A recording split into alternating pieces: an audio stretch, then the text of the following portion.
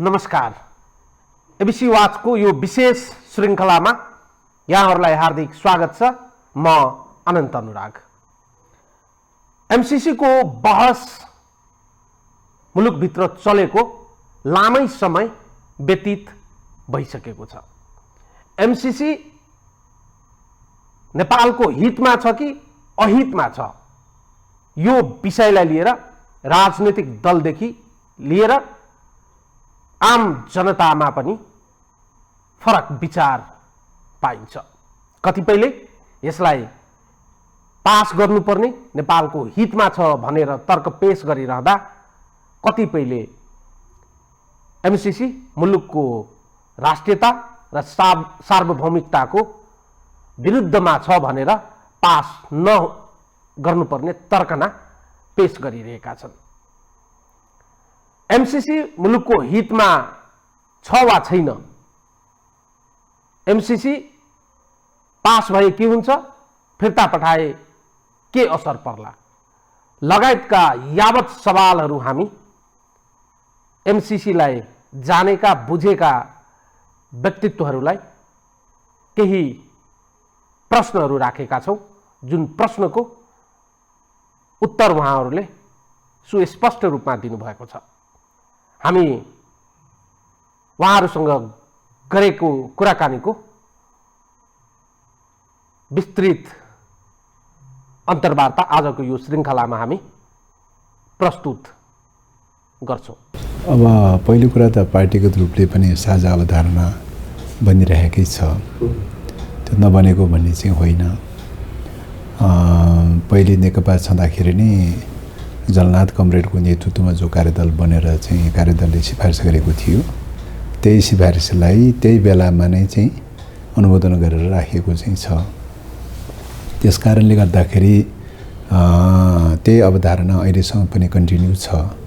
त्यसअनुसार चाहिँ अब यो राष्ट्रिय हित प्रतिकूलको देखिएको हुनाले, पहिलो कुरा यो आइपीएसको पार्ट भनेर अमेरिकी सरकारले घोषणा गरेको हुनाले चाहिँ यो आइपीएसको पार्ट हो कि होइन भन्ने कुरा अमेरिकाले क्लियर गर्नुपर्छ, गभर्मेन्टले क्लियर गर्नुपर्छ।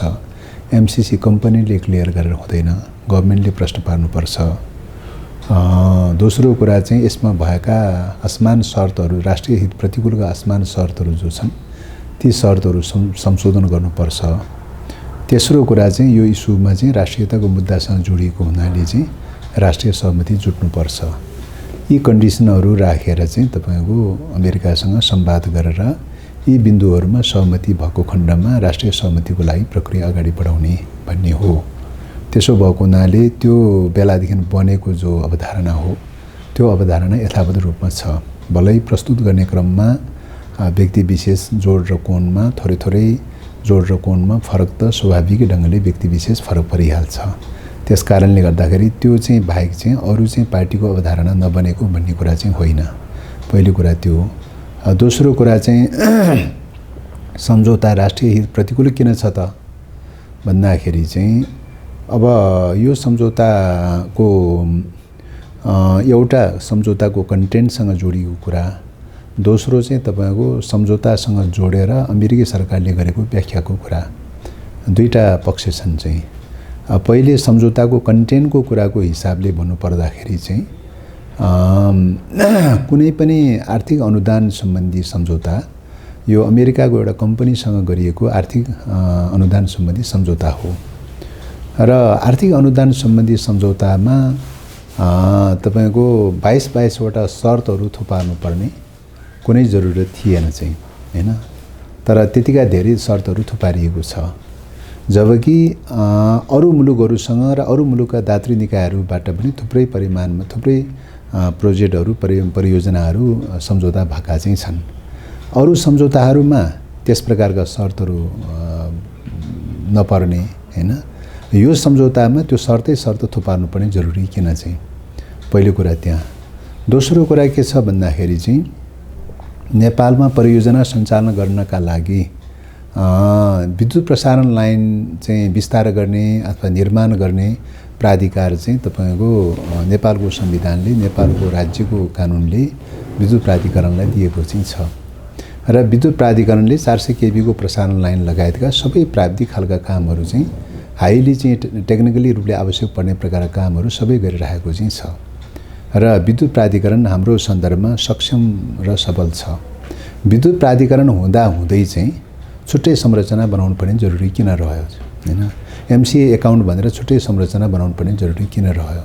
पहिलो कुरा त्यो। त्यस्तै गरिकन चाहिँ सडक विस्तार गर्ने भनेर भनेको चाहिँ ठाउँ ठाउँमा करिबन चाहिँ 300 किलोमिटर जति सडक विस्तार गर्ने भनेर भनेको चाहिँ छ।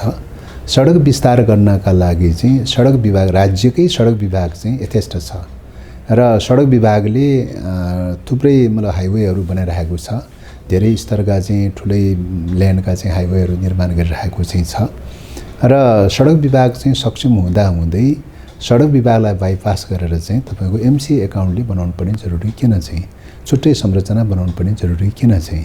त्यस कारणले गर्दाखेरि चाहिँ यो पहिलो कुरा छुट्टै संरचना बनाउने कन्सेप्टबाट जो गएको छ त्यो नै रहस्यमय देखिन्छ। दोस्रो कुरा चाहिँ छुट्टै संरचना बनाउनुको साथै चाहिँ त्यसले गर्ने कामहरूको सन्दर्भमा त्यो चाहिँ संरचना चाहिँ कुन कानुन अन्तर्गत चल्ने त? नेपालको संविधान र नेपालको ऐन कानुन अनुसार चल्ने हो कि अमेरिकाको एमसीसी कम्पनीको कानुन अनुसार चल्ने त भन्दाखेरि चाहिँ त्यो संरचना एमसीए एकाउन्ट चाहिँ अमेरिकाको एमसीसी कानुन अनुसार चाहिँ चल्ने भनेर भन्दियो चाहिँ। अब नेपालमा चल्ने चाहिँ नेपालमा परियोजना सञ्चालन गर्ने चाहिँ संरचना, अब जबकि नेपालको पनि तपाईको चाहिँ 13 अरब चाहिँ तपाईको बजेट चाहिँ हिस्सेदार रहेको हुन्छ हैन? अब त्यसको सञ्चालन गर्ने चाहिँ तपाईको बढी चाहिँ तपाईको चाहिँ अमेरिकाको कानुन अनुसार सञ्चालन गर्ने भनेपछि चाहिँ नेपालको टेरिटोरीमा काम गर्ने अनि अमेरिकी कानुन अनुसार काम गर्नुपर्ने हैन? अब जबकि अहिलेसम्म गरेका आर्थिक सम्झौताहरूको सन्दर्भमा, आर्थिक परियोजना सम्बन्धी अनुदान सम्बन्धी सम्झौताहरूको सन्दर्भमा त्यस प्रकारको शर्तहरू कहीँ पनि थिएन चाहिँ। अहिले किन त्यस्तो शर्त राखियो चाहिँ? एउटा रहस्यमय प्रश्न त्यो। अर्को रहस्यमय प्रश्न चाहिँ के रह्यो त भन्दाखेरि जस्तो अब तपाईको चाहिँ त्यो कोरिडोर निर्माण गर्ने कुराको बारेमा, कोरिडोरको चाहिँ तपाईको सर्वेक्षण गर्ने कुरा, त्यसको अनुगमन गर्ने कुरा, निरीक्षण गर्ने कुरा, त्यसमा मेन पावर रिक्रुट गर्ने कुरा, त्यसमा आवश्यक पर्ने इक्विपमेन्टहरू चाहिँ ल्याउने कुरा, सबै कुरा अल राउन्ड चाहिँ तपाईको एमसीसी कानुन अनुसार एमसीए एकाउन्टले गर्छ भनेर भन्छ हैन? सबै काम चाहिँ तपाईँ एमसीए एकाउन्टले गर्छ भनेर भन्छ हैन? अब यो सन्दर्भमा नेपालको संविधानसँग, कानुनसँग, ऐनसँग बाजिएको हदमा के हुन्छ त भन्दाखेरि चाहिँ बाजिएको हदमा चाहिँ तपाईको सम्झौता चाहिँ कार्यान्वयन हुन्छ भनेर भन्छ हैन? अब संविधान शुद्ध चाहिँ संविधान र ऐन शुद्ध बाजिएको हदसम्म पनि तपाईको चाहिँ सम्झौता कार्यान्वयन हुन्छ भनेर भन्छ चाहिँ। नियावलीहरूको सन्दर्भमा सरकारले गर्ने कतिपय निर्णयहरूको सन्दर्भमा सम्झौतासँग बाजिएको हदसम्म सम्झौता प्रभावकारी हुन सक्छ, तर ऐन पनि तपाईको चाहिँ के अरे प्रभावित हुने, विस्थापित हुने र संविधान पनि चाहिँ तपाईको प्रभावित हुने चाहिँ, सम्झौता हावी हुने चाहिँ हैन? यस्तो प्रकारको सम्झौता गरिएको छ। एउटा प्रोजेक्ट रन गर्नका लागि संविधानै निष्क्रिय गराउनु पर्ने, ऐनै निष्क्रिय गराउनु पर्ने जरुरी किन रह्यो हैन? यो अर्को क्वेसन रहेको छ। र अब मान्नुस्, अब त्यो परियोजनामा चाहिँ नेपाल सरकारले अनुगमन गर्न चाह्यो, निरीक्षण गर्न चाह्यो हैन? अनुगमन गर्न चाह्यो, निरीक्षण गर्न चाह्यो भने अब एमसीए एकाउन्ट मार्फत चाहिँ तपाईँ एमसीसी कम्पनीलाई चाहिँ अनुरोध गर्नुपर्छ हैन? एमसीसी कम्पनीसँग अनुरोध गरेर उसले पर्मिसन दियो भने मात्रै अनि बल्ल चाहिँ के हुन्छ भन्दाखेरि त्यहाँ अनुगमन गर्न पाइन्छ, निरीक्षण गर्न पाइन्छ। नेपालको टेरिटोरी भित्र बन्ने चाहिँ तपाईको परियोजनाको बारेमा नेपाल गभर्नमेन्टले नै तपाईको चाहिँ अनुगमन र निरीक्षण चाहिँ फ्रिक्वेन्टली अनुगमन र निरीक्षण गर्न नपाउने, फ्रीली गर्न नपाउने भनेर भनेपछि त त्यो टेरिटोरीको सार्वभौम अधिकार खण्डित भयो चाहिँ हैन? सार्वभौम अधिकार खण्डित भयो, एउटा पोइन्ट। अर्को सार्वभौम अधिकार कहाँ खण्डित भयो त भन्दाखेरि चाहिँ अब जस्तो तपाईको लप्सी फेदीदेखि लिएर प्रसारण लाइन रातामाटा हुँदै तन्काउँदै डमुली हुँदै पाल्पा बुटोल आदि चाहिँ तन्काउने भनेर भनिएको छ। त्यहाँ त बीचमा त नेपालको चाहिँ थुप्रै तलब उँधो उँभो सडकहरू परेको छ, थुप्रै परियोजनाहरू पर्छ, अरू विद्युत प्रसारण लाइन तान्नुपर्ने होला, अरू कहीँ पूर्वाधार निर्माण गर्नुपर्ने होला, केही पर्ला चाहिँ हो। त्यो हाई टेन्सन मुनितिरको जमिनको सन्दर्भमा चाहिँ नेपाल सरकारले के गर्न चाह्यो भने चाहिँ तपाईको चाहिँ के गर्नु पर्यो त भन्दाखेरि एमसीसी कम्पनीसँग अनुमति लिनु पर्यो। म चाहिँ यस्तो रोड बनाउन चाहन्छु अथवा यस्तो रेलवे बनाउन चाहन्छु अथवा कुनै पूर्वाधार निर्माण गर्न चाहन्छु हाई टेन्सन मुनिको चाहिँ जमिनमा हैन? र त्यसको लागि पर्मिसन दिनु पर्यो भनेर पर्मिसन माग्नुपर्छ। उसले हुन्छ भनेर पर्मिसन दियो भने चाहिँ अनि त्यहाँ कन्स्ट्रक्सन कार्य गर्न पायो। उसले पर्मिसन दिएन भने कन्स्ट्रक्सन कार्य पनि केही पनि गर्न पाउँदैन। अब नेपालको आफ्नो टेरिटोरीमा नेपाल गभर्मेन्टले नै तपाईँको चाहिँ कन्स्ट्रक्सन कार्य गर्नका लागि विदेशी कम्पनीसँग अनुमति लिनुपर्ने भनेपछि त नेपालको स्वाधीनता सार्वभौम अधिकार खण्डित भयो नि। नेपालको संविधानको 75ले चाहिँ संविधानको धारा 75ले के भन्छ त भन्दाखेरि चाहिँ सम्पूर्ण सार्वभौम अधिकार नेपाली जनतामा निहित रहेको सार्वभौम अधिकारको प्रयोग कसले गर्छ त? नेपाल सरकारले गर्छ हैन। नेपाल सरकारले गर्छ। नेपाल सरकारले नेपालको कुनै पनि टेरिटोरीभित्र अनुगमन गर्न सक्छ, निरीक्षण गर्न सक्छ। कुनै कन्स्ट्रक्सन कार्यहरू गर्नु पर्यो भने आन्तरिक विधि प्रक्रिया मिलाएर तपाईँको कन्स्ट्रक्सन कार्यहरू गर्न सक्छ हैन। के गर्नुपर्छ सबै अलराउन्ड गर्ने अथोरिटी नेपाल गभर्मेन्टलाई चाहिँ छ। तर अब यहाँ त के भयो त भन्दाखेरि चाहिँ यही अधिकार चाहिँ तपाईँको के भयो त? खण्डित भयो चाहिँ। अब यही सार्वभौम अधिकार खण्डित भयो चाहिँ। अब एमसिसी कम्पनीसँग पर्मिसन लिनुपर्ने खालको खण्डित भयो। एउटा प्रोजेक्ट सञ्चालन गर्नु चाहिँ छ, सार्वभौम अधिकार नै खण्डित गर्नुपर्ने जरुरी किन? यो रहस्यमय विषय बन्यो हैन। त्यसो भएको हुनाले चाहिँ त्यसकारणले यस्तो खालका चाहिँ विषयहरू चाहिँ पहिलो कुरा यस्तो खालका प्रावधानहरू चाहिँ छन् जुन प्रावधानहरू नेपालको राष्ट्रिय हित विपरीत छ, नेपालको राष्ट्रिय स्वाधीनता विपरीत छ, नेपालको संविधान विपरीत छ। पहिलो कुरा त्यो। दोस्रो कुरा चाहिँ तपाईँको योसँग जोडेर चाहिँ तपाईँको 2017 सेप्टेम्बर 14 एग्रिमेन्ट गर्दाखेरि इन्डो पेसिफिक स्ट्राटेजिक पार्टनरसिप जन्मिसकेका थिएन। त्यसको 2 महिना पछाडि चाहिँ इन्डो पेसिफिक स्ट्राटेजिक पार्टनरसिप चाहिँ घोषणा गर्यो अमेरिकाले। र अमेरिकाले घोषणा गरेर अमेरिकाको समग्र फरेन पोलिसीको सेन्ट्रल पोइन्ट चाहिँ इन्डो पेसिफिक स्ट्राटेजिक पार्टनरसिपलाई बनायो हैन। र त्यो डिक्लेरेसन गर्नुको साथै अर्को के भन्यो उसले भन्दाखेरि इन्डो पेसिफिक क्षेत्रमा चाहिँ सञ्चालन भइरहेका परियोजनाहरू चाहिँ हैन, सबै परियोजनाहरू अमेरिकी परियोजनाहरू सबै परियोजनाहरू यो इन्डो पेसिफिकको पार्ट हुनेछ भनेर डिक्लेयर गर्यो। एमसिसी भनेर नाम त लिएन घोषणापत्रमा, खालि के मात्रै भन्यो त भन्दाखेरि चाहिँ तपाईँको चाहिँ यो क्षेत्रमा सञ्चालन गर्ने आर्थिक शैक्षिक लगायतका सबै प्रकारका परियोजनाहरू चाहिँ त्यसको पार्ट हुन्छ भनेर भन्यो चाहिँ। अब आइपिएस भनेको के हो त भन्दाखेरि आइपिएसको चाहिँ तपाईँको पोलिटिकल, इकोनोमिकल र तपाईँको चाहिँ स्ट्राटेजिकल अथवा सैन्य 3टा क्षेत्र भनेर छुट्याएको छ। 3टा क्षेत्रमा चाहिँ तपाईँको यो क्षेत्रमा स्ट्राटेजिक पार्टनरसिपको रूपमा लैजाने भनेर चीनको सीमावर्ती क्षेत्र भएका मुलुकहरूसँग चाहिँ 12-15वटा मुलुकहरूसँग पार्टनरसिपमा लाने भनेर भनेको छ। त्यो पार्टनरसिप किन त? स्ट्राटेजिक पार्टनरसिप किन त भन्दाखेरि चाहिँ चीन, रुस र उत्तर कोरिया लगायतका चाहिँ मुलुकहरू चाहिँ यो क्षेत्रमा तपाईँको चाहिँ मतलब डेमोक्रेसीको निम्ति विभिन्न कुराको निम्ति थ्रेटको विषय भएको हुनाले चाहिँ हैन कसैलाई केही शब्द भनेर चाहिँ प्रयोग गरेका चाहिँ छन्। त्यसमा चाहिँ जे होस् अमेरिका यो तपाईँ आइपिएसको चाहिँ मुख्य लक्ष्य के त भन्दाखेरि ती मुलुकहरूको चाहिँ तपाईँको गतिविधिलाई कन्ट्रोल गर्नु हो, नियन्त्रण गर्नुपर्छ हैन भन्ने स्पिरिटमा चाहिँ छ। अब त्यो भनेको के हो त भन्दाखेरि एक प्रकारको चाहिँ सैन्य गठबन्धन हो चाहिँ हैन, सैन्य गठबन्धन हो। किन पहिले चाहिँ तपाईँको के अरे युएनओ जन्मनुभन्दा अगाडि चाहिँ सैन्य गठबन्धन गर्ने गर्थ्यो, अन्तर्राष्ट्रिय रूपमा सैन्य गठबन्धन गर्ने गर्थ्यो पहिलो विश्वयुद्ध दोस्रो विश्वयुद्धको बेलामा। पछिल्लो समयमा संयुक्त राष्ट्रसँग जन्मिसकेपछि चाहिँ सैन्य गठबन्धन गर्न नपाइने, क्षेत्रीय वा अन्तर्राष्ट्रिय रूपमा सैन्य गठबन्धन गर्न नपाइने भनेर चाहिँ संयुक्त राष्ट्रले प्रतिबन्ध लगायो। लगाइसकेपछि पछिल्लो समयमा चाहिँ तपाईँको अर्को टर्मिनोलोजी प्रयोग गर्यो, पार्टनरसिपको टर्मिनोलोजी प्रयोग गर्यो। र पार्टनरसिप त धेरै सेक्टरमा पार्टनरसिप हुन्छ। सैन्य चाहिँ पार्टनरसिप चाहिँ सैन्य गठबन्धनको रूपमा लग्यो, स्ट्राटेजिक पार्टनरसिप भनेर भनेको चाहिँ सैन्य गठबन्धनको रूपमा लग्यो। र सैन्य गठबन्धन भएका मुलुकहरूमा चाहिँ उसले चाहिँ तपाईँको चाहिँ सेना लगाएर राख्ने, सैन्य क्याम्प राख्ने र त्यसको मेम्बर बनाउने, अनि चाहिँ त्यो अमेरिकी सैन्य कमान्डको चाहिँ निर्देशनअनुसार त्यहाँको सेना चल्नुपर्ने, त्यहाँको सेना परिचालन हुनुपर्ने, कहाँ के गर्ने कसो गर्ने सबै चाहिँ अमेरिकी सैन्य रणनीतिको चाहिँ अभिन्न अङ्ग बनाएर चाहिँ लाने गरिरहेको देखिन्छ हैन। यो रूपले लगिरहेको देखिन्छ। जस्तो उदाहरणलाई भन्नुहोस्, जापानको कुरा भन्नुहोस्, अब तपाईँको चाहिँ उसको चाहिँ के अरे अस्ट्रेलियाको कुरा गर्नुहोस्, यस्तै जो अब साउथ कोरियाको कुरा गर्नुहोस्, जो अमेरिकन लबीमा चाहिँ छ, उसको सैन्य गठबन्धनमा छ, उसको सैन्य गठबन्धन भएका ठाउँहरूमा सबै उसको सैन्य हेडक्वार्टरकै लाइन अनुसार नीति अनुसार चाहिँ निर्देशित भएर परिचालित हुँदै आइरहेको देखिन्छ। भनेपछि एउटा सैन्य गठबन्धनमा जाने कुरा आयो। अब त्यो कुरा चाहिँ तपाईँको के भयो त भन्दाखेरि चाहिँ त्यो कुराको बारेमा 2017 को नोभेम्बरमा चाहिँ यो डिक्लेरेसन गरिसकेपछि नेपाल यसको मेम्बर बन्यो भनेर घोषणा गरेन। 2018 बित्यो, केही भनेन, बोलेन, चुपचाप लाएर बस्यो।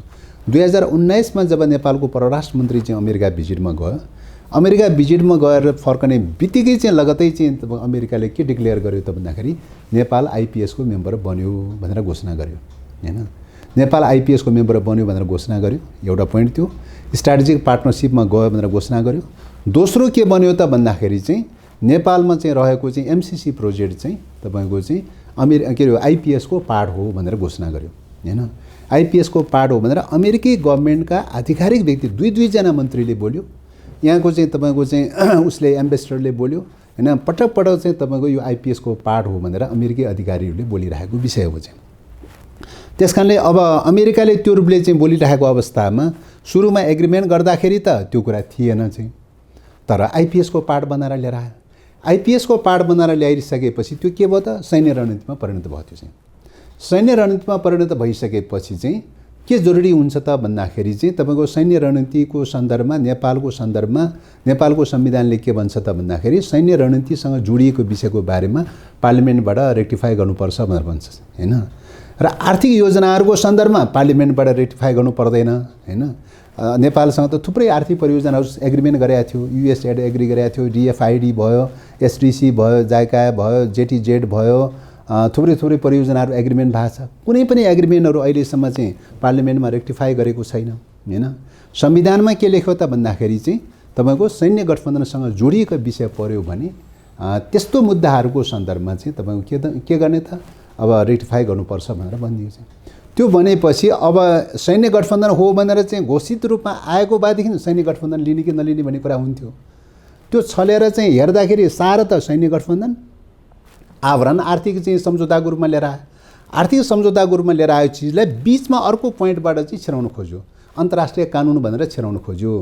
अब सुरुको सम्झौतामा चाहिँ के अरे यो एमसिसी सम्बन्धी चाहिँ सम्झौता पत्रमा चाहिँ दफा 6 मा के लेख्यो त भन्दाखेरि यो पार्लिमेन्टबाट चाहिँ अनुमोदन गरिने छैन भनेर लेखाएको छ त्यहाँ चाहिँ हैन।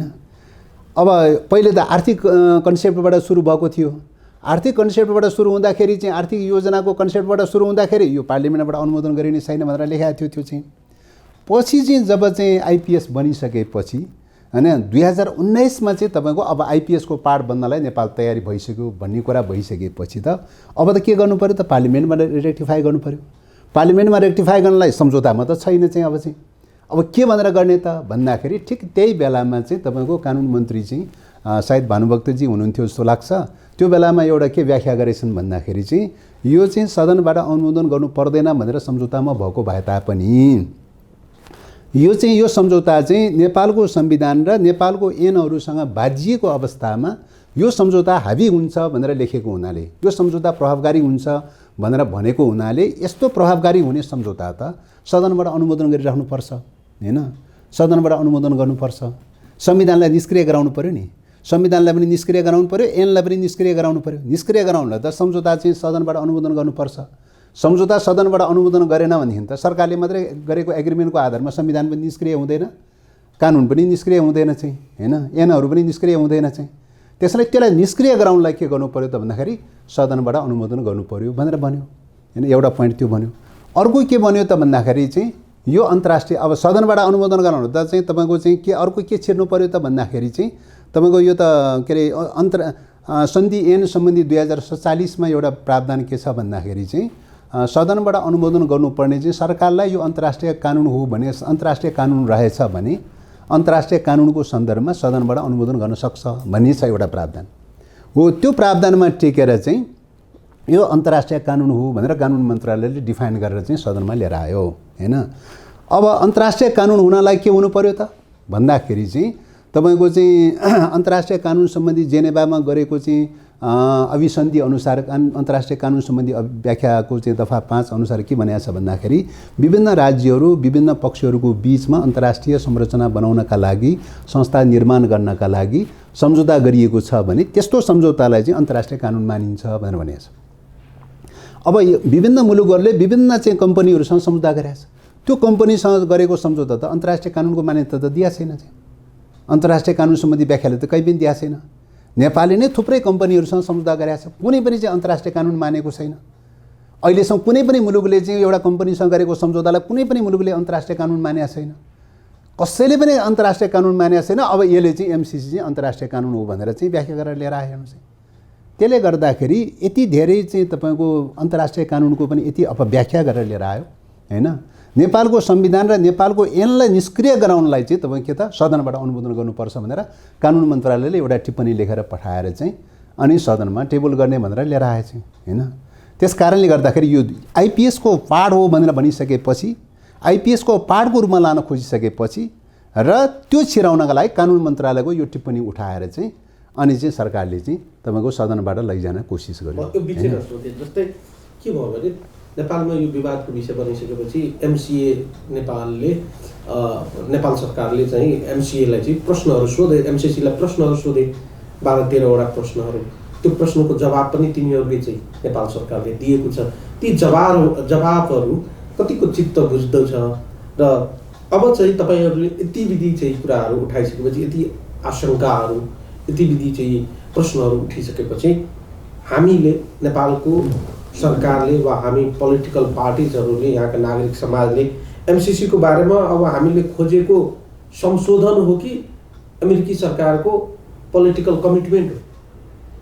अब यसमा पहिलो कुरा त यो संशोधन हो, यो संशोधन खोजेको। कमिटमेन्टको सन्दर्भमा त के मात्रै हो त भनेर आइपिएसको पार्ट होइन भनेर कमिटमेन्ट गर्ने कुरा मात्रै हो हैन। र त्यस कारणले गर्दा संशोधनै हो यो चाहिँ। संशोधनको लागि भनेर चाहिँ थुप्रै प्रश्नहरू सरकारले उठाएर पठायो चाहिँ हैन। तर ऊ संशोधन गर्न तयारी भएन, हामी संशोधन गर्न तयारी छैनौँ भनेर भने। जबकि उसले चाहिँ चाहेको बेलामा कति पटक संशोधन गरेको, 13 पटक संशोधन गरिसकेको छ। अहिले चाहिँ 13 पटक संशोधन गरिसकेको छ र पछिल्लो पटकको संशोधनमा के लेखाएको छ भन्दाखेरि यो सम्झौता चाहिँ गोप्य राख्नुपर्छ है, यो डिस्क्लोज गरिनु हुँदैन भनेर लेखाएको छ सम्झौता पत्रमा, त्यो लेखाएको छ। अब एउटा जाबो एउटा आर्थिक परियोजना, अनुदान सम्बन्धी परियोजना, प्रसारण लाइन बनाउने परियोजना अथवा सडक विस्तार गर्ने परियोजना गोप्य राख्नुपर्ने जरुरी किन हैन? त्यस कारणले गर्दाखेरि यो झन् रहस्यमय बनाइदियो। गोप्य त के हुन्छ त भन्दा सैन्य रणनीति मात्रै हुन्छ, अरू त गोप्य हुँदैन चाहिँ हैन। सैन्य रणनीति मात्रै हुन्छ। त्यसकारण सैन्य रणनीति हो भन्ने कुराको सङ्केत त्यो चाहिँ गोप्य राख्नुपर्छ भनेर चाहिँ गरिएको सम्झौताले चाहिँ के अरे डिस्क्लोज गरेको चाहिँ छ। त्यसो भएको हुनाले यो सैन्य रणनीतिसँग जोडिएको योजना भएको हुनाले सैन्य रणनीतिको चाहिँ योजना होइन भन्ने कुराको चाहिँ अमेरिकी सरकार डिक्लेयर गर्न तयारी हुने कि नहुने, क्वेसन त्यो हो नि।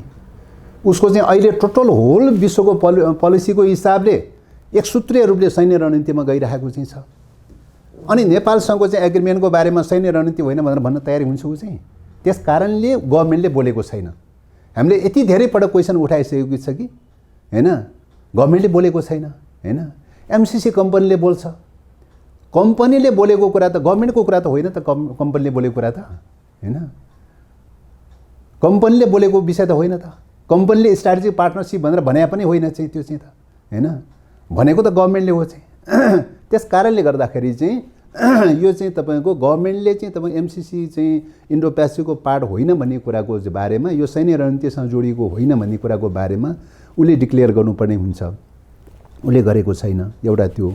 दोस्रो कुरा चाहिँ त्यसमा भएका असमान जो शर्तहरू मैले अघि भने 22 बुँदा चाहिँ जो शर्त थुपारिएको चाहिँ छ, शर्तमाथि शर्त जो थुपारिएको छ त्यो शर्त किन हैन।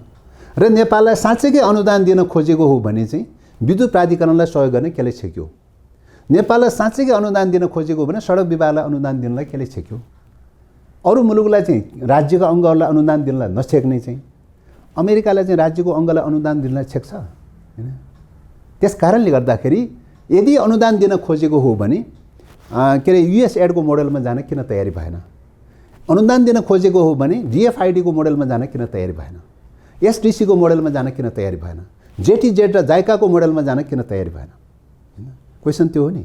त्यस कारणले हामीले अनुदान लिने नलिने भन्ने प्रश्नको डिबेट होइन। यो चाहिँ डेभलपमेन्टका प्रोजेक्टहरू लिने नलिने सञ्चालन गर्ने नगर्ने भन्ने डिबेटको विषय होइन। डिबेटको विषय के हो त भन्दाखेरि असमान शर्तहरू किन, राष्ट्रिय हित प्रतिकूलका असमान शर्तहरू किन हैन, यो आर्थिक योजना सैन्य रणनीतिसँग किन जोडियो हैन, किन जोडियो सैन्य रणनीतिसँग, क्वेसन त्यो हो नि। त्यो कुराहरू क्लियर गर्नुपर्छ। पहिलो कुरा त्यो कुराहरू क्लियर गर्नुपर्छ र संशोधन गर्नुपर्छ। संशोधन गरिसकेपछि अनि राष्ट्रिय सहमतिको लागि दलहरूको बिचमा राष्ट्रिय सहमतिको लागि चाहिँ प्रस्ताव गरिनुपर्छ।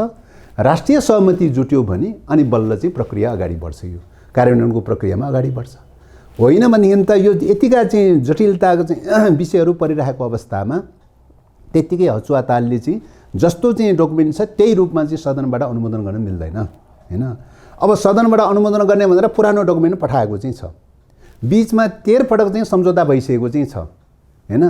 त्यो सम्झौता भइसकेको चाहिँ सम्झौता एकातर्फ भइसकेका छ। अब पुरानो टेक्स्ट पठाएको चाहिँ छ, पुरानो टेक्स्ट अनुमोदन के अरे गर्नुको के औचित्य चाहिँ हैन।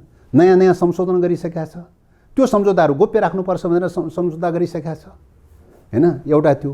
अर्को कुरा चाहिँ तपाईँको चाहिँ सुरुको चाहिँ तपाईँको आर्थिक भिजनको कारणले गर्दाखेरि उनीहरूले के गरे भन्दाखेरि फटाफट के गरे भन्दाखेरि यो कार्यान्वयन गर्ने संरचना बनाउने भनेर चाहिँ एमसिए एकाउन्ट पनि गठन गरे, अफिस खडा गरे, तपाईँको चाहिँ के अरे जमिन अधिग्रहण गर्ने के गर्ने भनेर चाहिँ प्रक्रिया सबै सुरु कार्यान्वयन गरिसक्यो। कार्यान्वयन किन सुरु गरे त भन्दाखेरि यो सुरुमा सायद सोचे यो आर्थिक योजना हो, आर्थिक योजना गभर्मेन्टले कार्यान्वयन गर्ने कुरा हो भने ठाने, सिम्पली रूपले ठाने, त्यो रूपले सुरु गरे चाहिँ हैन। अब पछि आइपिएसको पार्ट बनाइसकेपछि चाहिँ अब के भयो त भन्दाखेरि यो त सदनबाट अनुमोदन गर्नुपर्ने भन्ने कुरामा आयो। सदनबाट अनुमोदन गर्नुपर्ने हो भने कार्यान्वयन किन त चाहिँ, किन संरचना बनाइयो त, किन चाहिँ त्यो कार्यान्वयनको प्रक्रियामा गयो चाहिँ अहिले चाहिँ हैन। भनेपछि यो कार्यान्वयनले के देखाउँछ त, सदनबाट अनुमोदनको कुनै औचित्य देखाउँदैन। एउटा त्यो। दोस्रो कुरा चाहिँ तपाईँको चाहिँ फटाफट यो बिचमा पटक सम्झौता गरे चाहिँ गभर्मेन्टले सम्झौता गरे चाहिँ हैन। अब त्यो सम्झौता गरेको कुराहरू त सदनमा त टेबल त गरेका छैन चाहिँ हैन। सायद सुरुको चरणमा के ठाने त यिनीहरूले भन्दाखेरि यो आर्थिक परियोजना हो भनेर ठाने, खुसखुसो आफ्नो ढङ्गले सम्झौता गरे, आफ्नो ढङ्गले कार्यान्वयन गर्दै गयो हैन। पछिल्लो समयमा आइपिएसको पार्ट बनाइसकेपछि मात्रै बल्ल सदनमा लिएर आउने प्रक्रियाबाट गर्दाखेरि उहाँहरूको कुरा कन्ट्रोभर्सियल भयो चाहिँ। एकातर्फ कार्यान्वयन गरिरहने, अर्कोतर्फ सदनमा लिएर आउने, विरोधाभासपूर्ण छ। एकातर्फ कार्यान्वयनमा के अरे सदनमा लिएर आउने, अर्कोतर्फ फटाफट संशोधन गरिरहने चाहिँ अब चाहिँ। तर अर्को यो बिचमा के थियो भने यो सम्मति र सम्झौता भन्दा नेपाल साइडबाट पनि एक्सपर्टहरूको टिम थियो, उनीहरूको साइडबाट पनि एक्सपर्टहरूको टिम थियो। यो सहमति जतिखेर इनिसियली भयो त्यतिखेर सम्झौता गर्दा जुन राष्ट्रका हित विपरीतका जुन बुँदाहरू राख्यो त्यसबारे चाहिँ सुरुमै हामी चनाखो हुन नसक्यो, त्यहाँ चाहिँ हाम्रो गल्ती। निश्चित रूपले त्यो सम्झौता गर्ने बेलामा गभर्मेन्टको तर्फबाट सम्झौता गरेर योजना कार्यान्वयन गर्ने भन्ने ढङ्गले जुन सोचेर चाहिँ सुरु गरे, गभर्मेन्टकै तर्फबाट सम्झौता गर्दाखेरि पनि थुप्रै मुलुकहरूसँग गरेको सम्झौताको मोडेल छ त हैन। इन्टरनेसनली रूपले नै थुप्रै मुलुकहरूसँग गरेका, थुप्रै दात्री संस्थाहरूसँग गरेको चाहिँ सम्झौताको मोडेल छ त। त्यो सम्झौताको मोडेलको बेसमा चाहिँ गरेको भए के हुन्थ्यो त, त्यति धेरै विवाद उठ्ने थिएन। गर्यो के त भन्दा अरू सम्झौताको मोडेलभन्दा फरक ढङ्गले चाहिँ सम्झौता गरे चाहिँ। त्यो बेलामा चाहिँ सम्झौता गर्नेहरूले पनि मिस्टेक गरे भन्ने लाग्छ हैन। जतिसुकै मिस्टेक गरे पनि चाहिँ जस अब जस सबै कुरा सरकारको हुन्थ्यो हैन, सबै कुरा सरकारको हुन्थ्यो। त्यत्रो चाहिँ राष्ट्रिय डिबेटको विषय बन्ने संसदको डिबेटको विषय सायद बन्दैन थियो हैन। भोलि केही त्रुटिहरू देखियो भए गभर्मेन्टले कार्यान्वयन गर्दै जाने क्रममा सैन्य गतिविधिसँग जोडिएको चाहिँ केही त्रुटिहरू देखियो भए के गर्थ्यो त, सदनले चेकअप गर्थ्यो हैन, संसदले चेकअप गर्थ्यो, चेक एन्ड ब्यालेन्स गर्थ्यो। त्यो अधिकार त हुन्थ्यो त। गभर्मेन्टले मात्रै कार्यान्वयन गरेको भए त त्यो अधिकार त सदनसँग हुन्थ्यो। उसले बेठेकै सम्झौता गरेको रहेछ भने पनि त चेक एन्ड ब्यालेन्स गर्ने त ठाउँ रहन्थ्यो नि त के अरे संसदलाई चाहिँ हैन। अब संसदबाटै अनुमोदन गरिदिएपछि त के हुन्छ त, त्यो ट्याक्स चाहिँ संसदबाटै अनुमोदन गरिदिएपछि त के हुन्छ त, अब नेपालको त सम्पूर्ण हातै काटेर दिइसक्यो। अब चाहिँ टोटल होल सार्वभौम अधिकार नै गुमाइसक्ने कुरा भयो चाहिँ। चेक गर्ने ठाउँ त कहीँ पनि रहँदैन, कन्ट्रोल गर्ने ठाउँ त कहीँ पनि रहँदैन। संविधानै खण्डित गरेर दिने भइसकेपछि त सिद्धियो त चाहिँ तपाईँको चाहिँ हैन। त्यसो भएको हुनाले त्यस पछाडिबाट अब संसदले न रिभ्यू गर्न पाउनु, न पुनरावलोकन गर्न पाउनु, न त्यसलाई करेक्सन गर्न पाउनु, करेक्सनै गर्न नपाउने गरिकन चाहिँ तपाईँको चाहिँ त्यो रूपले हात काटेर दिने खालको मोडलबाट ल्याइएको चाहिँ छ। त्यसो भएको हुनाले चाहिँ यो चाहिँ तपाईँको चाहिँ के देखिन्छ त भन्दाखेरि यथास्थितिमै चाहिँ यो प्रक्रिया अगाडि बढाउनु चाहिँ ब्लन्डर मिस्टेक हुन्छ, राष्ट्रिय हित प्रतिकूल चाहिँ हुन्छ, त्यसो हुँदैन। र अरूको कोणबाट हेर्ने हो भने अब सैन्य रणनीतिसँग मतलब त्यति अभ्यस्त नभएका साथीभाइहरूलाई त चाहिँ कमै जानकारी हुनसक्छ होइन। हामी त 10 वर्षसम्म जनयुद्धमा लागेका हौँ, 10 वर्षसम्म सैन्य रणनीतिसँग पनि चाहिँ एक प्रकारले अभ्यस्त हुँदै चाहिँ आएका हौँ। सैन्य रणनीतिको कोणबाट हेर्ने हो भने चाहिँ यसभित्र रहस्यहरू धेरै छन्। सैन्य रणनीतिको कोणबाट हेर्ने हो भने रहस्यहरू धेरै छन् चाहिँ होइन। तपाईँको लप्सी फेदीको चाहिँ तपाईँको चाहिँ बिजुली होइन, तपाईँको वहाँ चाहिँ तपाईँको वहाँ पुर्याउनु पर्ने जरुरी किन? इन्डिया पुर्याउनु के अरे भैरवाबाट चाहिँ पाल्पा हुँदै डमुली हुँदै पाल्पा हुँदै चाहिँ वहाँ पुर्याउनु पर्ने जरुरी किन चाहिँ होइन? किन त्यहाँ त्यत्रो लामोसम्म रुटमा पुर्याउनु पर्यो? इन्डियासँग व्यापार गर्ने हो भने होइन, सबभन्दा सर्ट चाहिँ ठाउँ जहाँ हुन्छ त्यहीँबाट व्यापार गर्न सक्थ्यो। यहाँको लप्सी फेदीमा आइसकेको बिजुली त ढल्केबारबाट चाहिँ निर्यात हुन सक्थ्यो, खरिद बिक्री हुन सक्थ्यो, किन त्यहाँ पुर्याउनु पर्यो होइन? र अर्को कुरा के हो त भन्दाखेरि चाहिँ तपाईँको चाहिँ इन्डियासँग बिजुली व्यापार गर्ने कुरा चाहिँ होइन, बिजुली व्यापार गर्ने कुरा द्विपक्षीय मामला हो कि त्रिपक्षीय मामला हो होइन? इन्डियासँगको बिजुली व्यापारको मामला त द्विपक्षीय मामला हो, त्रिपक्षीय मामला त होइन। नेपालले इन्डियासँग बिजुली बेच्न पाउँछ पाउँदैन, व्यापार गर्ने कि नगर्ने भनेको अमेरिकाको एमसिसी कम्पनीसँग सोध्नु पर्ने, एमसिसी कम्पनीको अनुमति लिनुपर्ने होइन। त्यसैले यो पनि चाहिँ सार्वभौम अधिकारको हिसाबले खण्डित भएको चाहिँ छ होइन। यो द्विपक्षीय सम्झौतालाई त्रिपक्षीय जस्तो बनाइदिएको छ, यो सार्वभौम अधिकार खण्डित भएको चाहिँ छ। बिजुली बेच्नलाई पनि छोटो बाटो छोडेर लामो बाटो किन? जब लामो बाटो चाहिँ तपाईँको चाहिँ ट्रान्समिसन लाइनबाट तन्काउने बित्तिकै बिजुली त क्षति हुँदै जान्छ, ह्रास हुँदै जान्छ, विद्युतको क्यापेसिटी त ह्रास हुँदै जान्छ। तर ह्रास हुने गरिकन किन त्यत्रो लामो रुट तानियो त भन्दाखेरि यसको पछाडि तपाईँको चाहिँ अब यो आशंकाको विषय हो होइन। अब थुप्रै पक्षहरू चाहिँ छन्। अब पहिलो कुरा त के हो त भन्दाखेरि नेपालमा चाहिँ तपाईँको विभिन्न परियोजनाहरू नेपालको चाहिँ तपाईँको विद्युत प्राधिकरणको चाहिँ सब स्टेसनहरू दक्षिणी क्षेत्रमा चाहिँ छ होइन। बिजुली उत्पादन कहाँ हुन्छ त? उत्तरी क्षेत्रमा ज्यादा उत्पादन हुन्छ होइन, उत्तरी क्षेत्रमा ज्यादा उत्पादन हुन्छ। बीचको लाइनबाट चाहिँ अर्कोले ट्रान्समिसन लाइन बनाइसकेपछि अब उत्तरमा उत्पादन हुने बिजुली चाहिँ तपाईँ दक्षिणको चाहिँ विद्युत प्राधिकरणको सब स्टेसनमा लान पाइएन।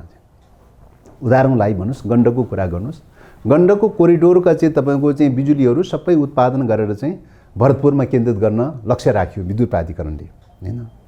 भने अब विद्युत प्राधिकरणले त्यहाँ लक्ष्य राखेको हुनाले त्यहाँबाट त प्रसारण लाइनहरू त तान्दै ल्याएर चाहिँ भरतपुरमा केन्द्रित गर्नु पऱ्यो नि।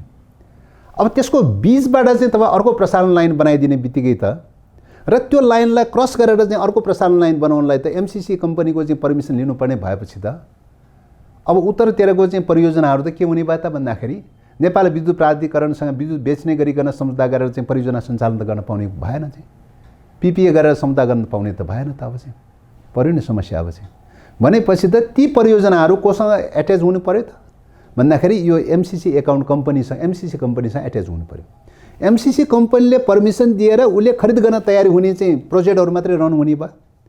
उसले चाहिँ विद्युत खरिद गर्न तयार नहुने प्रोजेक्टहरू त सञ्चालन हुन सक्ने कुरो भएन, किन उसले खरिद नगरिदिने मतलब नगर्ने र चाहिँ उसले अर्को प्रसारण लाइन चाहिँ जान नदिने भन्ने बित्तिकै त चाहिँ एनइएसँग त पिपिए हुन सक्दैन चाहिँ। अब त्यहीँ कन्ट्रोल हुने भयो। प्रोजेक्टहरू होल यो रेन्जका चाहिँ प्रोजेक्टहरू सबै कन्ट्रोल हुने भयो चाहिँ, एउटै प्रसारण लाइनले कन्ट्रोल हुने भयो चाहिँ एउटा त्यो। अब अर्को चाहिँ तपाईँको चाहिँ अब यो उत्पादन बिजुली चाहिँ तपाईँको के छ भन्दा ट्रान्समिसन प्रसारण लाइनको माथिल्लो चाहिँ लेभलबाट एउटा चाहिँ अप्टिकल फाइबर लाइन भन्ने चाहिँ तानेको हुन्छ। त्यो अप्टिकल फाइबर लाइनले के काम गर्छ भन्दाखेरि कम्युनिकेसनको काम गर्छ। अहिले चाहिँ तपाईँको नेपाल दूरसञ्चार सञ्चालन भइरहेको छ अथवा एनटिसी जो सञ्चालन भइरहेको चाहिँ छ, त्यसको मेन बेस भनेको चाहिँ कम्युनिकेसनको लागि अप्टिकल फाइबर लाइन हो। नेपाल विद्युत प्राधिकरणले तानेका प्रसारण लाइनबाट निस्किएका अप्टिकल फाइबर लाइनहरूको बेसबाट नेपाल दूरसञ्चार चलिरहेको चाहिँ छ हैन।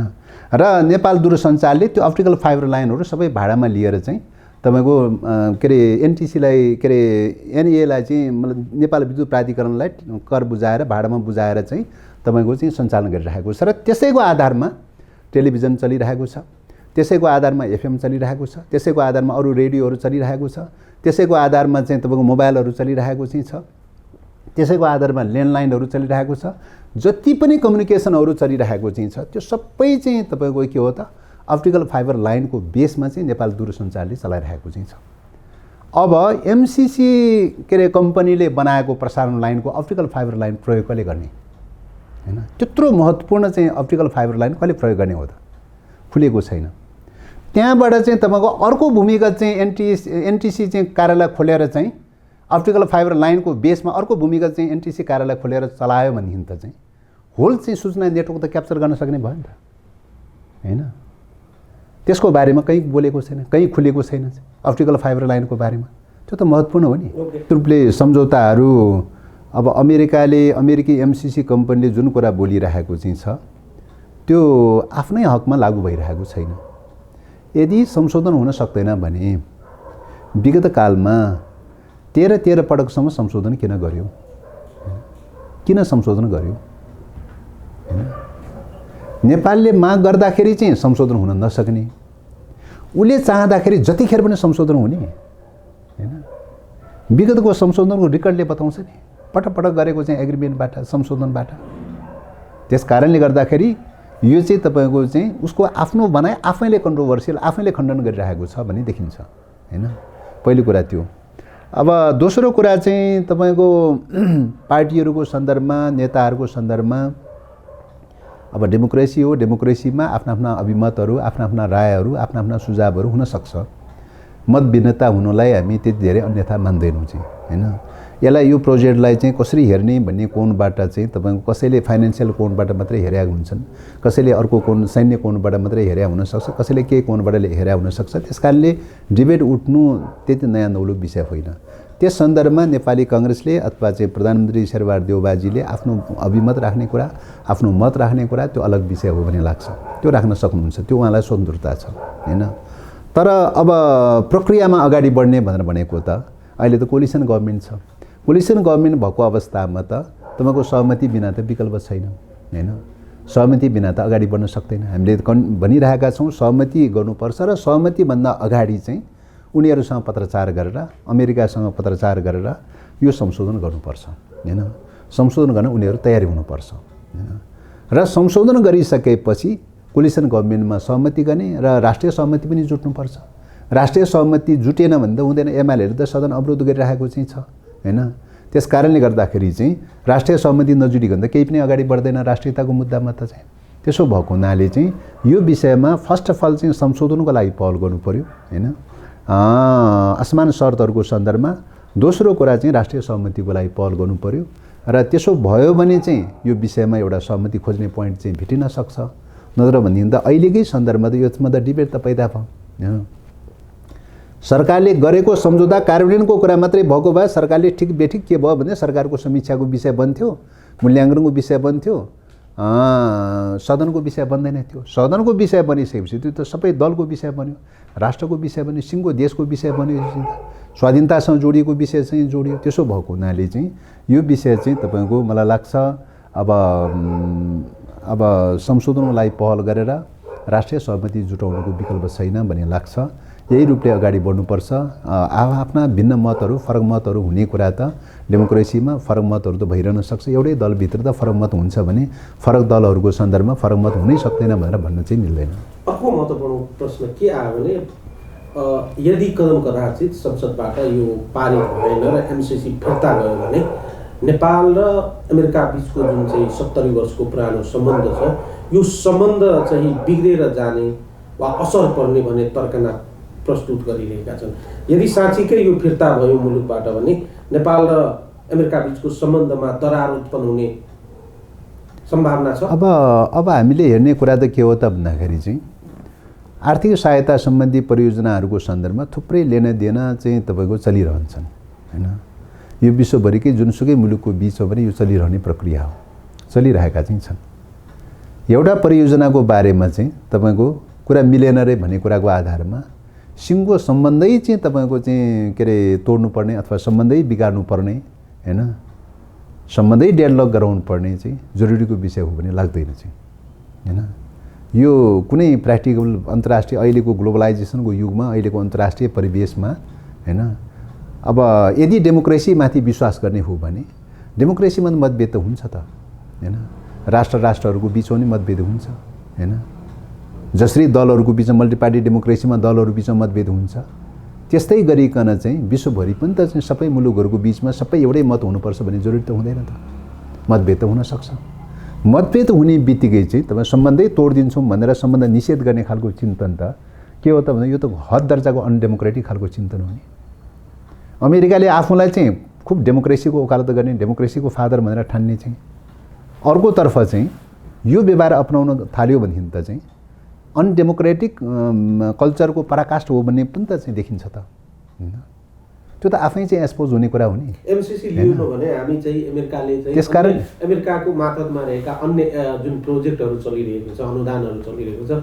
त्यसमा पनि असर पर्ने आशंका गरिएको छ हैन त्यही त अब अरू प्रोजेक्टहरूको सन्दर्भमा हामीले त कुनै पनि प्रोजेक्टको सन्दर्भमा शर्त हेर्ने कुरा भयो नेपालको राष्ट्रिय हित अनुकूलको शर्त छ कि छैन भनेर हेर्ने कुरा भयो जुनसुकै मुलुकले पनि हेर्ने कुरा त त्यही त हो त हैन राष्ट्रिय हित अनुकूलको छ एक्सेप्ट गर्छ प्रक्रिया अगाडि बढाउँछ राष्ट्रिय हित अनुकूलको छैन हामी एक्सेप्ट गर्न सक्दैनौँ सरी भनेर भन्छ हैन कुरा त त्यही हो नि त्यसले हेर्ने कुरा त त्यो त निरपेक्ष रूपले प्रोजेक्ट हेर्ने कुरा त होइन नि निरपेक्ष रूपले अनुदान हेर्ने कुरा पनि होइन निरपेक्ष रूपले सहायता हेर्ने कुरा पनि होइन हेर्ने कुरा त के हो त भन्दाखेरि सहायता अनुदान भन्नुस् या जेसुकै भन्नुस् त्यसको साथमा हेर्ने कुरा के हो त नेसनल सोभरेनको कुरा हेर्ने कुरा हो नेसनल सोभरेनको कुरा हेर्ने कुरा नेसनल सोभरेन र के अरे समृद्धि भन्ने कुरा त साथै जाने कुरा हो नि निरपेक्ष समृद्धि भन्ने त हुँदैन त चाहिँ त्यो त स्वाधीनतासँग जोडिन्छ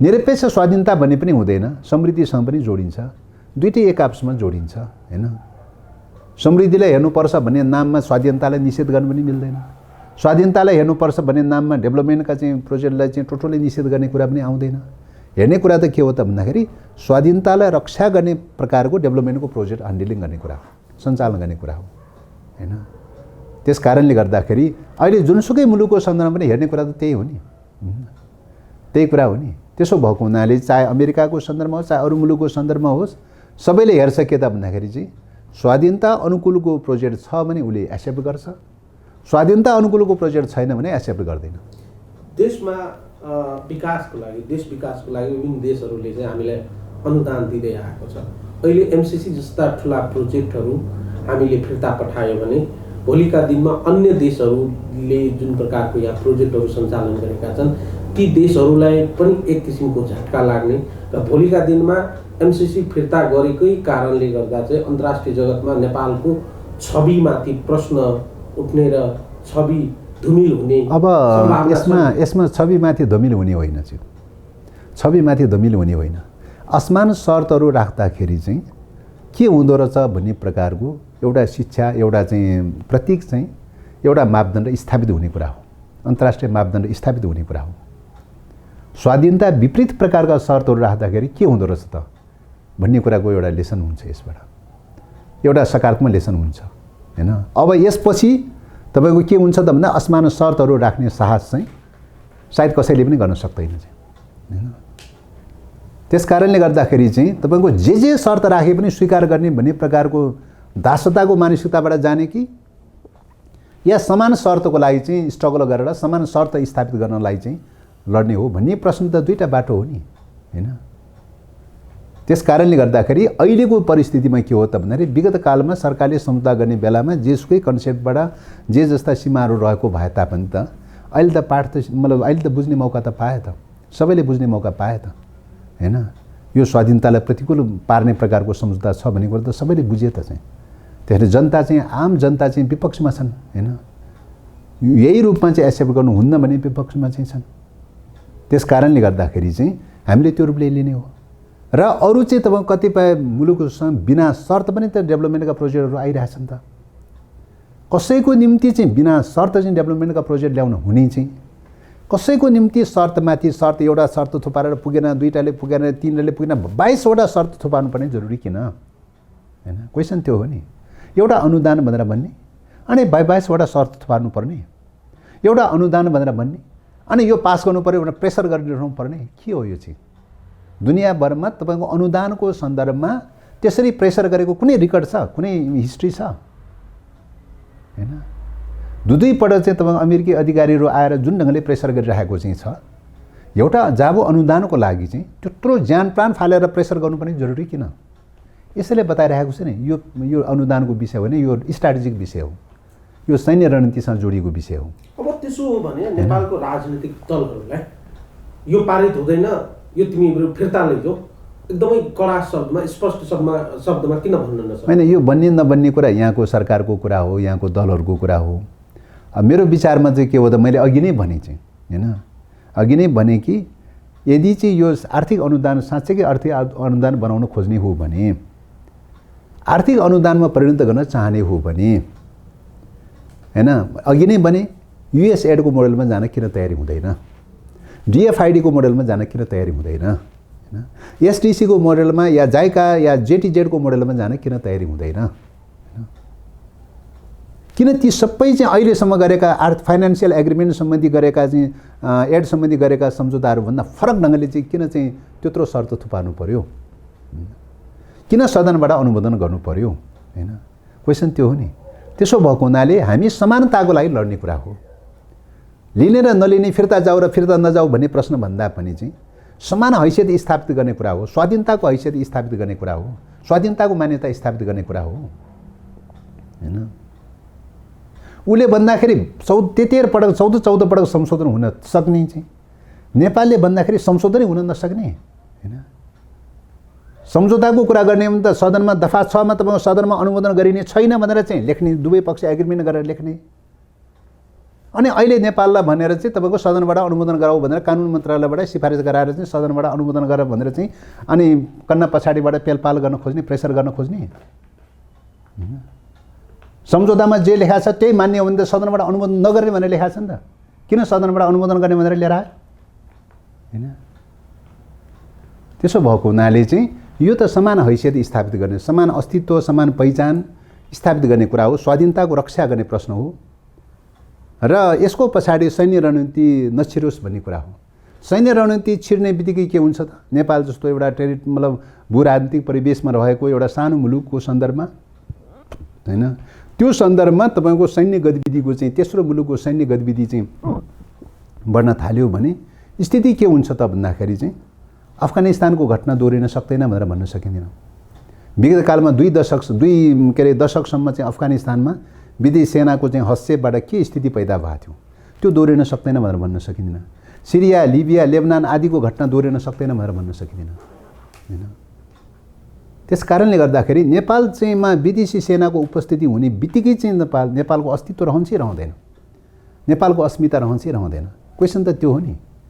त्यस कारणले गर्दाखेरि नेपालको संविधानले भनेको विषय के हो त भन्दाखेरि हामी पञ्चशीलको सिद्धान्तलाई अंगीकार गर्छौं, असंलग्न सिद्धान्तलाई अंगीकार गर्छौं, कुनै पनि प्रकारको सैन्य गठबन्धनमा जाँदैनौं र कुनै पनि प्रकारको अन्तर्राष्ट्रिय मुद्दाहरूको सन्दर्भमा शान्तिपूर्ण रूपले वार्ता र संवादको तरिकाबाट चाहिँ हल निकालिनुपर्छ, सैन्य प्रतिस्पर्धाबाट होइन, युद्धबाट होइन र सैन्य गठबन्धनबाट होइन भनेर नेपालले पोजिसन त त्यो लिएर आएको अवस्था हो नि। संविधान त त्यो हो नि।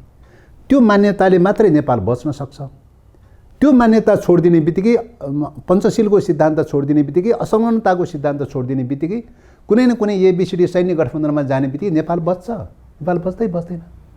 नेपाल त जीवन मरणको प्रश्न हो नि यो प्रश्न त। त्यसैले हेर्दाखेरि आर्थिक सहायता भनेर भन्ने, तर नेपालको चाहिँ हिस्ट्रीमा जीवन मरणको प्रश्न हो नि त यो त चाहिँ, हैन। त्यस कारणले गर्दाखेरि यो प्रश्न चान्चुनी सामान्य खालको विषय, आर्थिक सहायतासँग जोडिएको विषय होइन। फेरि आर्थिक सहायता सम्बन्धी विषयको बारेमा त डिबेटको विषय नै होइन चाहिँ। मैले अघि नै भने चाहिँ समान आधारमा चाहिँ गरिने प्रकारका चाहिँ सहायताहरूको सन्दर्भमा त लिइरहेको छ, दिइरहेको छ, लेनदेन चलिरहन्छ, विश्वभरि सबै कुनै पनि मुलुकसँग चलिरहेकै छ र गर्नु पनि पर्छ। फेरि डेभलपमेन्टको कुराको विवादको विषय होइन, आर्थिक लेनदेनको विवादको विषय होइन। विवादको विषय त के हो त भन्दाखेरि जो शर्त थोपारिएको चाहिँ छ ती शर्तहरू राष्ट्रिय हित प्रतिकूलका छन्। त्यो स्वीकार गर्ने बित्तिकै नेपालको रक्षा हुन्छ कि हुँदैन भन्ने क्वेसन उठ्छ। नेपालको स्वाधीनताको रक्षा हुन्छ कि हुँदैन भन्ने क्वेसन उठ्छ। अन्तिम प्रश्न, यति विवादका बीच पनि संसदमा यो टेबल भयो भन्ने त्यहाँ अब बहुमत र अल्पमतबाट पारित गराउने स्थिति आयो भने तपाईँहरू एलायन्समा हुनुहुन्छ, यसले एलायन्समा केही फरक पार्ने वा नेकपा माओवादी केन्द्रले यसको विपक्षमै मतदान गर्ने कि होइन? अब यसमा अब अहिले चाहिँ होइन, अहिले कोलिसनको गभर्मेन्ट छ होइन। कोलिसनको गभर्मेन्ट भएको बेलामा दलहरूको बिचमा सहमति नभइकन चाहिँ नगरिकन चाहिँ एउटा दुईवटा पक्ष मात्रै अगाडि बढ्छ भन्ने मलाई लाग्दैन चाहिँ होइन। अहिलेको स्थितिमा कोलिसनका घटकहरूको बिचमा मात्रै होइन, देशमा भएका विद्यमान राजनीतिक दलहरूको बिचमा सबैको बिचमा सहमति खोज्नुपर्ने बेलामा कोलिसनमा त सहमति नखोज्ने प्रश्नै आउँदैन। त्यसकारण राष्ट्रियताको मुद्दासँग जोडिएका विषयहरूको बारेमा सकेसम्म सबै राजनीतिक शक्तिहरूको बिचमा कोलिसन खोज्नुपर्ने बेलामा आफ्नो गठबन्धनभित्र कोलिसन नखोज्ने अथवा सहमति नखोज्ने भन्ने कुरा त हुनै सक्दैन। त्यस कारणले गर्दाखेरि मलाई लाग्छ गठबन्धनभित्र सहमति नगरिकन कुनै पनि पक्ष एक्लै दुग्लै सायद अगाडि बढ्दैन भन्ने लाग्छ होइन। अब अब अब राजनीतिमा अब अदलाबदली भयो, कोलिसन भत्कने या चाहिँ अदलाबदली भयो अगाडि बढ्ने, अब हिजो त्यो अपेक्षा त हिजो ओलीको पालामा पनि हामीले गरेकै हो। तर तत्कालीन प्रधानमन्त्री केपी शर्मा ओलीज्यू अरू दलसँग सहमति गर्ने कुरा त परै राखुन् चाहिँ आफ्नै दलभित्र पनि सहमति गर्नु भएन। राष्ट्रियताको मुद्दामा सहमति नगरिकन उहाँ एक्लै चाहिँ हिँड्न थालेपछि चाहिँ अब प्रकारान्तर रूपले पार्टी पनि ब्रेक भयो चाहिँ, पार्टी पनि ब्रेक हुनुपर्ने स्थिति पुग्दो रहेछ चाहिँ यही मुद्दाले गर्दाखेरि चाहिँ। त्यस कारणले गर्दाखेरि अहिले त अब पार्टीको प्रश्न त होइन, अहिले त कोलिसन हो चाहिँ होइन। पार्टी एकता त ब्रेक भयो यो मुद्दाले गर्दाखेरि भने कोलिसन ब्रेकै हुन सक्दैन त भनेर ग्यारेन्टी त भन्न सक्ने कुरो भएन होइन। त्यस कारणले गर्दाखेरि त्यो सम्भावनालाई पनि अस्वीकार गर्न त नसकेला। तर अहिलेको परिवेश हेर्दाखेरि त्यो सम्भावना म त्यति देख्दिनँ होइन, देख्दिनँ। सहमति गरेरै अगाडि बढ्नुपर्छ भन्ने स्पिरिटमै हुनुहुन्छ। आफ्ना आफ्ना मतहरू त हुने कुरा भयो, मैले अघि नै भने आफ्ना आफ्ना राय मतहरू त फरक फरक त हुन सक्ने कुरा भयो। तर कोलिसनमा सहमति नगरिकन त सायद अगाडि बढ्नुहुन्छ जस्तो चाहिँ लाग्दैन। कथम कता चाहिँ त बढेछ भनेदेखि त पार्टी त ब्रेक भयो भनेदेखि त होइन, कोलिसन ब्रेक हुने कुरा त त्यति ठुलो विषय त होइन चाहिँ। आजको यो श्रृङ्खलाबाट सम्पूर्ण युनिट लगायत मलाई पनि बिदा दिनुहोस्। नमस्कार।